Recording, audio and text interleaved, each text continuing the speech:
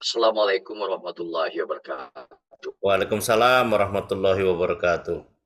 Alhamdulillah pada malam ini saya merasa berbahagia sekali bisa kembali ketemu dengan Cak Slamet. Kemudian ini akademisi dari Kaltim ini Muhammad Hatta ini dan Ustaz Yusuf Sid.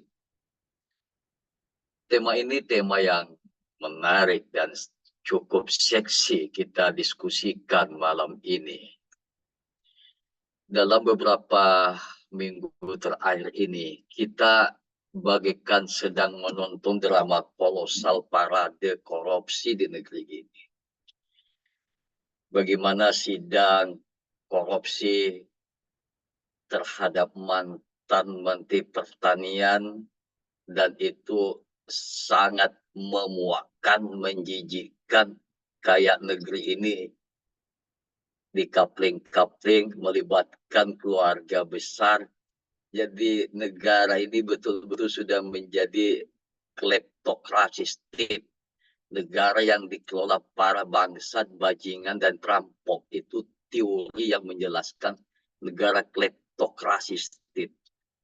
Belum lagi drama persidangan yang dilakukan oleh Tipikor, muncul lagi para perampokan timah dengan nilai yang fantastis 271 triliun. Kemudian emas batangan yang diproduksi oleh PT Antang dan lain-lain sebagainya. Inilah negara yang betul-betul berada pada kubangan mafia yang dikelola oleh para bajingan Sontoloyo ya. Dan betul-betul rakyat sedang dipertontonkan oleh narasi-narasi yang sangat menyakitkan di negeri ini, yang katanya the most important democracy in the world, negara terbesar demokrasi di dunia. Jadi di era kapitalisasi, di era demokratisasi yang semakin liberal, semakin memberikan struktur kesempatan bagi para oligarki, elit politik, mereposisi diri masuk di dalam jaringan struktur kekuasaan sambil mengangkangi negara, berlindung di balik ketiak kekuasaan, menjadikan instrumen-instrumen demokrasi menjadi peralatan melakukan persekongkolan, membangun patronasi bisnis dan politik. Malam ini kita sedang mendiskusikan satu isu yang selalu menarik dan menjadi perbincangan yang tidak habis-habisnya, soal pemindahan ibu kota negara. 3 hari yang lalu, Universitas Islam Kalimantan, tempat saya mengajar, ada International Conference. Judulnya adalah Sustainable Development. Salah satu pembicaranya, antara lain pembicara itu dari Jepang, dari Turki, dari Filipina, Malaysia, dan saya sendiri mewakili kampus Universitas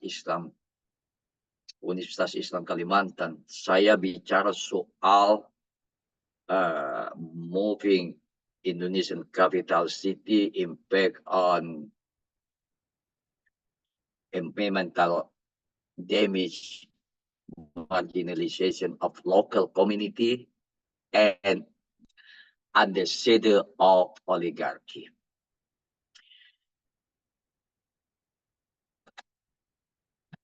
Kemunduran ketua otorita IKN dan wakilnya ini suatu hal yang mengejutkan. Ada apa? Di saat Presiden Joko Widodo sedang bernafsu ingin melakukan selebrasi perayaan ulang tahun di 0 kilometer. Tiba-tiba kedua petinggi IKN mundur. Ini ada apa sebetulnya ini? spekulasi itu muncul, tetapi kita bisa menangkap dari pernyataan ketua otorita itu bahwa dia tidak sampai hati akan menggusur masyarakat lokal di sana. Saya sebagai akademisi tidak mau juga ngomong tidak punya data atau omon-omon ya. Beberapa waktu yang lalu saya pergi ke Pasir Penajam. Itu dari Banjarmasin saya nyopir sendiri tanpa diganti siapa-siapa, perjalanan 13 jam menuju Pasir Penajam. Saya melakukan penelitian, wawancara dengan masyarakat lokal, masyarakat suku asli sana namanya suku Balik di Ring 1, di Desa Sepaku Lama, ada 90 kakak di situ. Saya ketemu Pak Pandi, kepala sukunya, saya ketemu tokoh-tokoh adat, kemudian ketemu aktivis, ketemu media, bahkan waktu itu saya kebetulan ketemu seorang peneliti dari Perancis. Kemudian ada mahasiswa juga yang sedang studi S2 di Belanda menulis IKN. Jadi IKN ini itu tema seksi abadi yang menarik untuk dipercakapkan baik secara akademis maupun secara ekonomi, politik, geopolitik, geoekonomi. Jadi apa sebetulnya IKN? Apa yang sebetulnya ada di kepala Pak Joko Widodo ini? Karena kalau bicara soal pemindahan ibu kota, sebagaimana argumen dasar Pak Joko Widodo memindahkan ibu kota ini kan sangat sederhana saya lihat argumen dasarnya. Sebagai leading argumen, pertama Jakarta itu sudah overpopulation. Ada 12 juta lebih penduduk Jakarta, terjadi crowded, semraut, macet, kemudian pembangunan tidak terkonsentrasi di Jawa, di Jakarta, jadi harus ada pemerataan pembangunan ekonomi di luar Pulau Jawa. Itu argumen dasarnya. Tapi argumen ini bisa dibantah. Kalau bicara soal equality, justice, pembangunan, keadilan, bukan memindahkan ibu kota. Nah, pembangunan kita ini kan pembangunan, ya kalau zaman Soeharto dulu ada namanya konsep trickle down effect, ya dari konsepnya Werosto ya.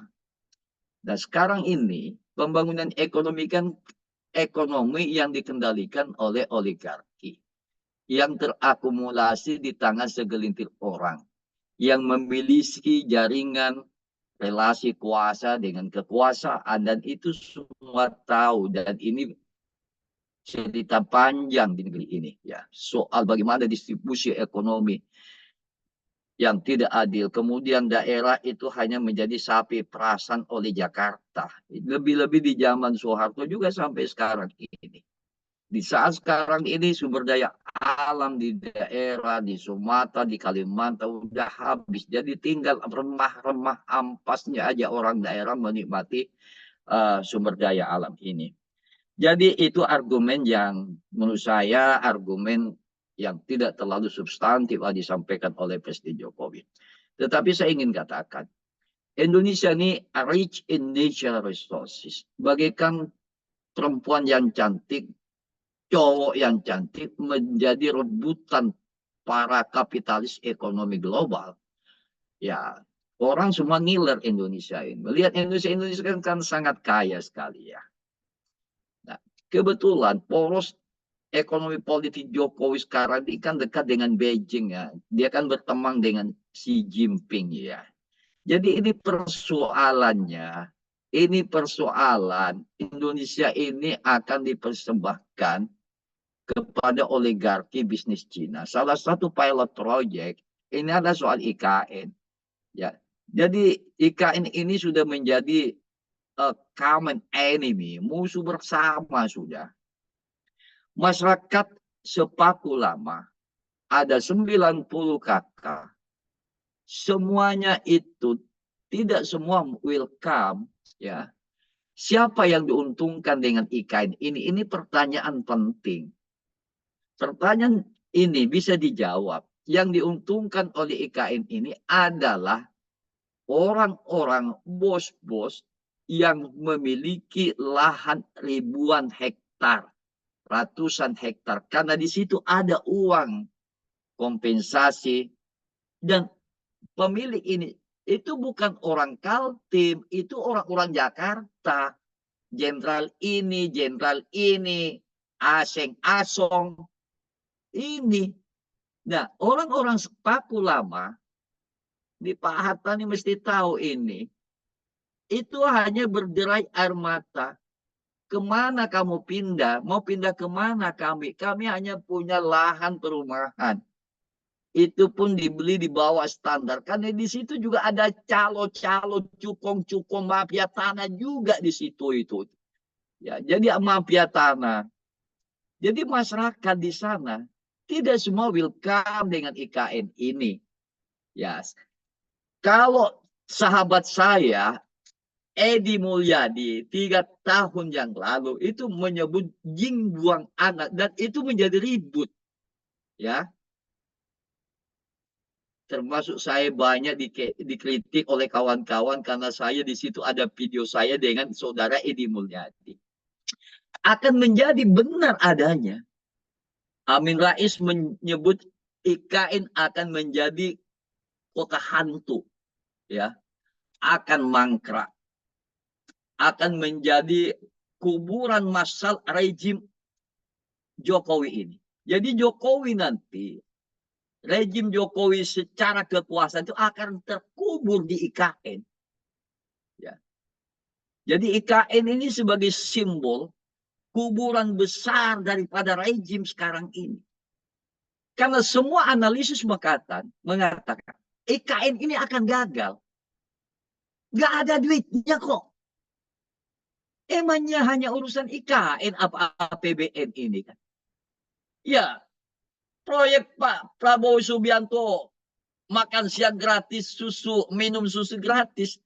Ya kan nggak mungkin dihabiskan uang ke IKN itu. Sekarang bukan lagi makan siang gratis, tapi makan pagi gratis kan. Dan Pak Prabowo juga tidak mau dipusingkan dengan soal IKN dan yang diimajinasikan oleh Pak Jokowi. Ya kita lihat pernyataan Pak Prabowo misalnya di Jordania itu. Ya dari APBN hanya sekitar 16 sampai 17 triliun. IKN ini lagi butuh dana sekitar 466 triliun.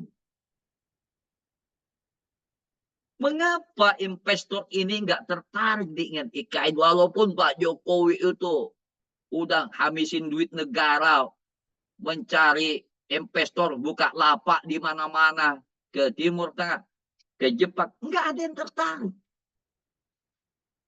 Alasan dasarnya soal tidak jelasnya penyelesaian soal tanah ini, soal ganti rugi. Kan ini akan menjadi bom waktu, menjadi akan flaring out of social anger.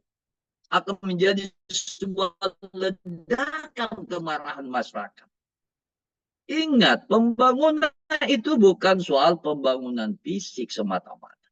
Tetapi yang perlu dibangun adalah human being. Nilai kemanusiaan.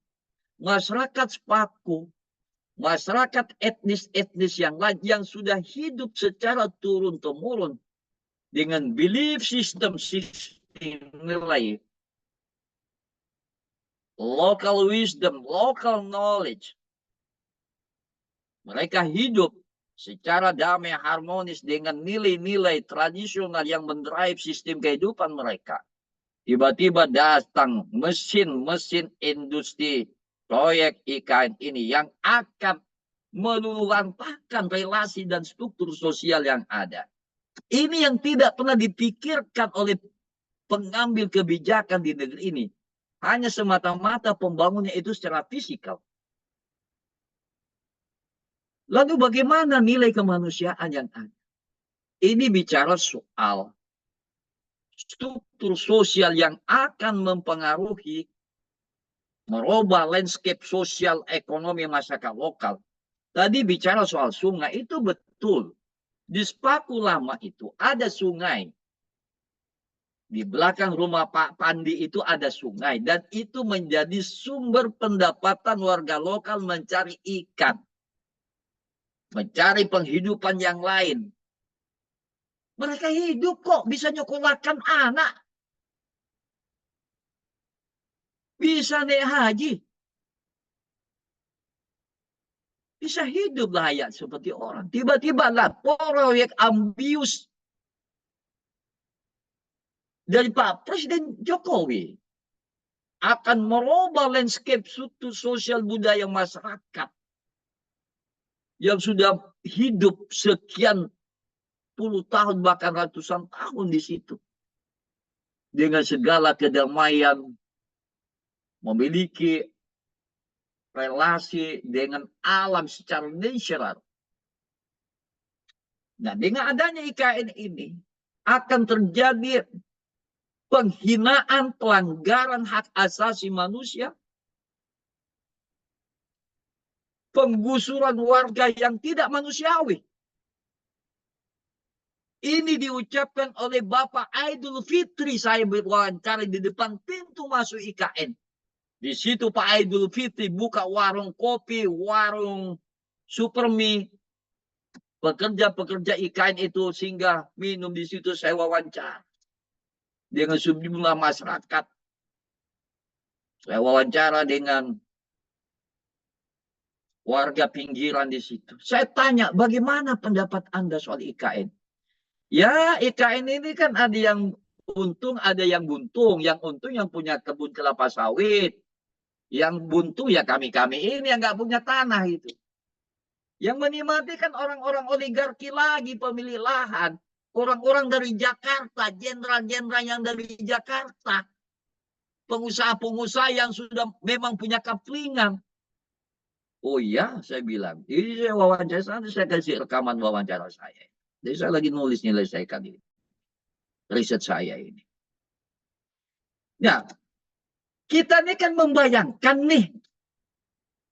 Orang-orang nggak paham soal IKN ini. Membayangkan IKN nanti akan bangunan kayak Tokyo, kayak Dubai, kayak di Kuwait. Ya Alhamdulillah negara ini saya kunjungi semua ini. Cak selamat ini. Kayak Jordania. Jadi ada imajinasi palsu ya. The Palace of Dream. Di situ ada nanti ada air mancur yang berjoget. Memang sudah ada nih dibuat nih. Saya lihat tuh. Nah, di situ bawa istri muda, pacar sambil makan coklat, duduk-duduk di air mancur menghayal. Oh bulan, oh bintang, datanglah pesawat-pesawat oligarki berkeliling di atas hutan bangunan IKN. Itu kan imajinasi orang yang tolol itu. Yang nggak ngerti. Kayak memindah IKN, kayak memindang warung bakso sebelah rumah, pindah diangkat-angkat kayak gerobak gitu.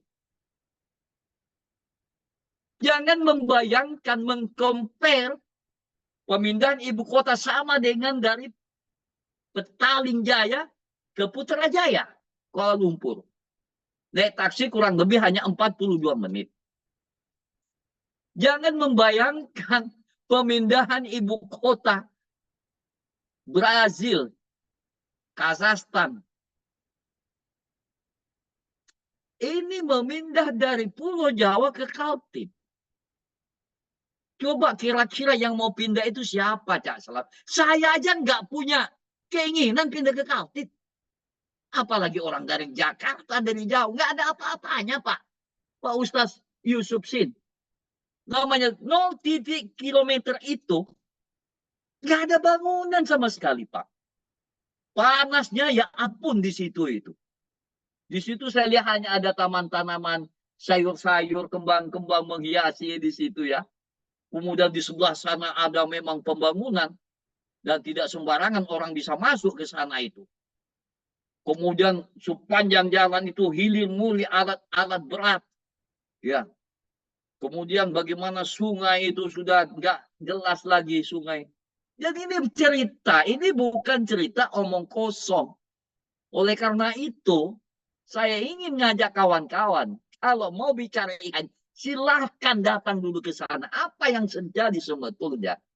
Jadi kita jangan membayangkan IKN itu ibu kota negara. Di situ nanti ada istana presiden. Nah, di sana ada istana para menteri. Ya saya katakan paling-paling hantu-hantu Mariaban aja nanti di sana itu. Ya, atau para jin yang bermukim. Ini nggak ada bangunan, nggak ada rumah. Kira-kira berapa puluh tahun ini? 5 tahun? 10 tahun? Dengan kalau memang Jakarta mau dikosongkan karena argumen Pak Jokowi, Jakarta itu harus ditertibkan supaya tidak crowded. Ya, mungkin Cak Selamat nanti daftar lah yang termasuk orang yang pindah ke IKN kan gitu. PNS, PNS, ASN itu ya. Jadi ini cerita absurd semua ini. Cerita omong kosong semua. Ya. Ini akan mangkrak IKN ini. Mana ada investor sekarang yang tertarik? Saya kira hanya investor yang tolong mungkin yang mau datang ke sana. Loh, lahan rakyat nggak diganti kok. Gimana kalau masyarakat protes? Loh, tanah aku kamu nggak belum bayar kok.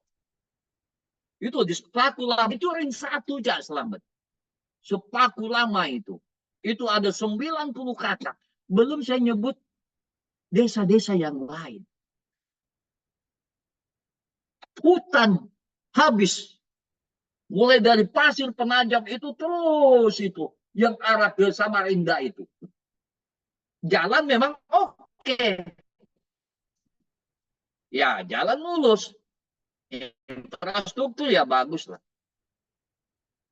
Jadi saya ingin melihat bahwa ada persoalan yang sangat krusial ikan. Pertama soal marginalisasi masyarakat lokal. Ini soal harga diri sebagai manusia. Jangan manusia ini tidak dimanusiakan, bahkan dibinatangkan atas nama pembangunan, atas nama ambisi warisan sejarah Pak Jokowi di akhir kepemimpinan ini bahwa ibu kota harus pindah ke Kaltim. Ini soal manusia, martabat manusia. Marginalisasi of local community. Bagaimana relasi sosial yang sudah tertanam sekian puluh tahun, sekian ratus tahun. Satu nilai-nilai sosial yang tidak bisa diuangkan karena ini sangat berharga. Bagaimana local knowledge, local wisdom yang menjadi sebuah hazanah kekayaan masyarakat tiba-tiba harus hilang semua. Kemudian, ketika dunia bicara soal save the world, bicara soal pemanasan global, bicara soal perubahan iklim, negara-negara industri minta bagaimana industrialisasi itu tidak lagi atau direm lah negara-negara kapitalis supaya pemanasan global ini. Dan Indonesia termasuk yang hadir di dalam konferensi di Brazil waktu itu. Kalimantan sebagai paru-paru dunia. Minta bagaimana semua pemimpin dunia bicara talking about environmental ethics. Bahwa hak hidup itu bukan hanya manusia. Tetapi flora dan fauna, cacing tanah, burung-burung bernyanyi di siang hari, di pagi hari. Yang bersarang di ranting itu juga punya hak hidup sama dengan hak hidup manusia. Ini bicara soal environmental ethics. Ini musnah semua. Akibat keserakahan manusia ini. Akibat kemunafikan manusia. Akibat pikiran-pikiran yang tidak lagi menghargai human being. Hanya pembangunan-pembangunan fisik. Ketika dunia bicara soal environmental ethics yang sudah menjadi gramatika percakapan dunia. Bahwa etika lingkungan itu menjadi wajib dan hak hidup bagi seluruh makhluk Tuhan yang ada di bumi, yang ada di hutan ular, orang hutan, monyet, kera, itu kan banyak sekali. Saya lihat tuh Pak Muhammad, monyet, kera itu di Bukit Soeharto itu nanti akan hilang dan punah semua itu. Dan itu akan terimbas semua nanti. Ini soal environmental ethics. tiba-tiba pemimpin Indonesia ini memindahkan IKN. Jadi argumen soal Jakarta, Karodi, macet, ini itu argumen ecek-ecek saja menurut saya.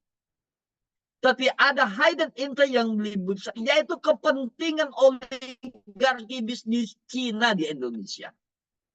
Kan sudah tahu kan Indonesia kan sudah berada di pangkuan Cina nih. Ya, Indonesia akan dibangkrutkan oleh Cina sebagaimana membangkrutkan negara Lanka. Saya pernah ke Sri Lanka tahun 2015. Saya nggak pernah membayangkan kalau Sri Lanka itu akan bangkrut 2019 sampai hari ini. Saya sedikit saya tambahkan, kenapa saya suka menyebut negara Sri Lanka. Sri Lanka itu jor-joran dikasih pinjaman uang sama pemerintah Cina, membangun infrastruktur macam-macam. Kalau Sri Lanka itu kaya dengan sumber daya alam, penghasil kelapa 36% kelapa kebutuhan kelapa di dunia dari Sri Lanka, dan penghasil teh terbesar ke dunia, kedua di dunia, pariwisata terbaik, bahkan salah satu majalah menulis bahwa pariwisata Sri Lanka terbaik 2019. Semua ini musnah semua akibat lilitan hutang dari Cina. Dan Cina minta kompensasi 30% ekspor dan minta tanah-tanah itu harus dikuasai dia. Ini akibat pemerintahannya yang gila-gila, hutang diterima semua. Kemudian mesin politik, ada mesin politik dinasti, famili. Perdana Menterinya dengan presiden itu saudara kandung. Jadi presiden itu kakak, adik Perdana Menteri kakaknya. Lain lagi menteri-menteri yang lain. Kemudian bagaimana para elit-elit dan isi pejabat di sana itu belanjanya ke Eropa, ke Italia. Yang dengan gaya-gaya hedonistik di tengah kemelaratan dan kemiskinan rakyat Sri Lanka. Suku Sinhala.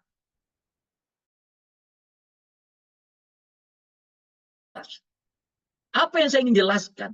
Cerita Sri Lanka itu fotokopi 11-12 dengan Indonesia.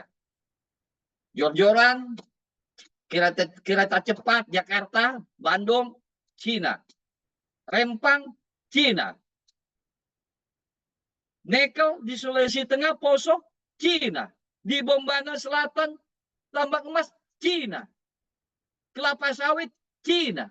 Apa yang nggak Cina sekarang di Indonesia ini? Ini terjadi di Sri Lanka. Kemudian, kekuasaan ini sangat nepotis.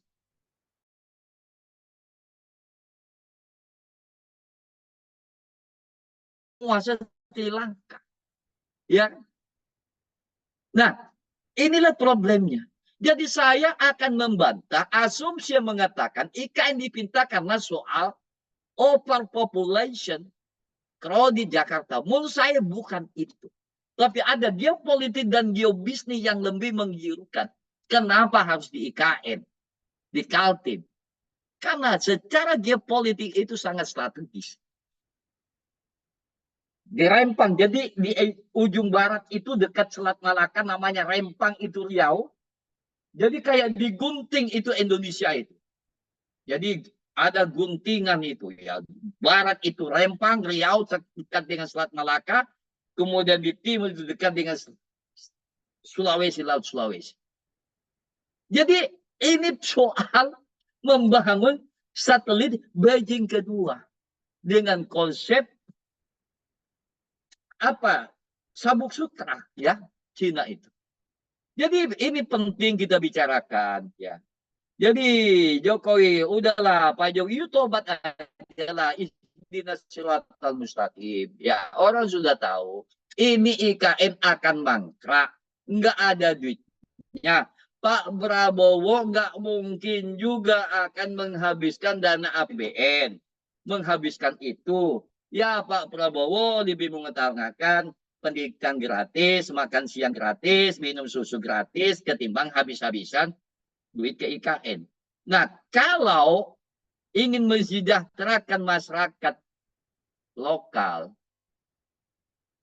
ya kelola sumber daya alam tambang itu, jangan menjadi arena perampokan seperti sekarang ini. Ya, ini kan sangat menyedihkan ini. Kalau Indonesia ini mau mensejahterakan rakyatnya. Ini yang lebih gila lagi dan saya sudah nulis di mana-mana. Ya. Ini Cak Selamat. Ini perlu kita webinar. Iya. Soal kebijakan Jokowi, soal Jokowi ini,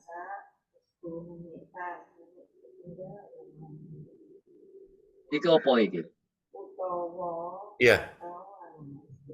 Gimana, Dokter? Ya, ini ada suara kredit ini. Ya, soal ini ada kebijakan kayak membagi harta karun gitu ya. Membagi lahan-lahan tambang. Ke NU, ke Muhammadiyah. Saya sungguh apresiasi elit Muhammadiyah menolak ini. Nanti kita bahas di tema berikutnya, Nah, Ben. ini kan kebijakan yang tolol ini yang gini. Iya. Oke, Dokter. Ya. Jadi inilah persoalan kita nih, terlalu konflik di negeri ini. Oleh karena itu, poin penting yang ingin sampaikan bahwa harus memikirkan dampak sosial terhadap masyarakat lokal. Yang kedua, perusahaan lingkungan. Ini sudah parah ini. Oke. Kemudian, IKN ini kan yang dalam bayang-bayang kepentingan oligarki ini. Jadi saya membantah teori Jokowi memindahkan ibu kota jadi pemerataan pembangunan ekonomi. Enggak ada lah pembangunan ekonomi pemerataan dengan memindahkan IKN itu. Itu omong kosong aja semua itu. Iya.